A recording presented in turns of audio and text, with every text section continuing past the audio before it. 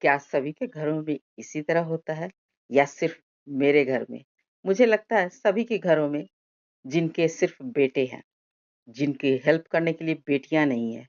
बेटियाँ बहुत प्यारी होती है ना, इसलिए बेटे भी अच्छे होते हैं।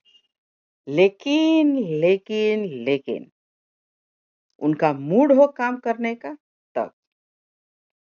ऐसे मेरे बेटे भी काफ़ी हेल्प कराते हैं, लेकिन उनकी इच्छा के अनुसार। आज मेरे बेटों को पूड़ी खानी थी, बेटों को नहीं, बड़े वाले को।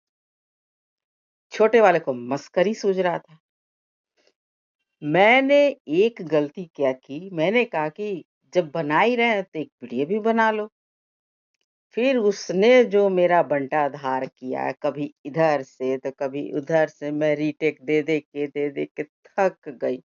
फिर मैंने उसको बहुत डाँटा। मैंने कहा, "चुपचाप अस्थिर से बना लो बेटा, वरना देख लेना।"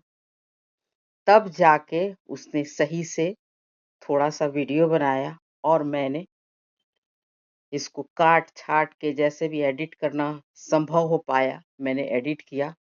उसके बाद ये वीडियो बन के आप तक आ गई और आप लोग देख रहे हैं। और ये रहा मेरा बड़ा बेटा जो पूड़ी तल रहा है, छान रहा है।